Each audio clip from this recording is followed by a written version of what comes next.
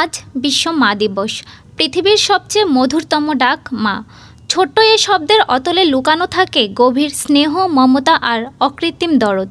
তাই তো বাংলাদেশ সহ বিশ্বের বহু দেশে মে মাসের দ্বিতীয় রোববার এই দিনটি পালিত হয় মায়েদের প্রতি শ্রদ্ধা, ভালোবাসা ও কৃতজ্ঞতা প্রকাশের জন্য।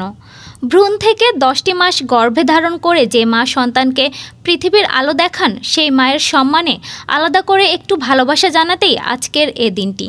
কিন্তু জানেন কি, এই দিবসের পেছনে রয়েছে একজন নারীর অবিচল প্রচেষ্টা ও ভালোবাসার অনন্য ইতিহাস। প্রাচীন গ্রিসে বিশ্ব মা দিবস পালন করা হলেও আধুনিককালে এর প্রবর্তন করেন এক মার্কিন নারী।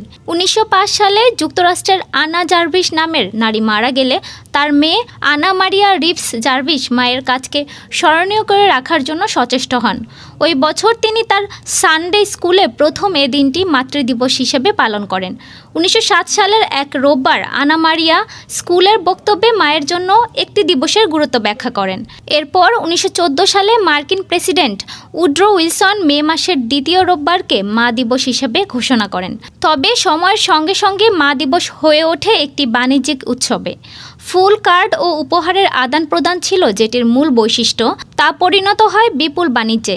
প্রতি বছর শুধু যুক্তরাষ্ট্রেই বিক্রি হয় 10 কোটিরও বেশি মা দিবসের কার্ড।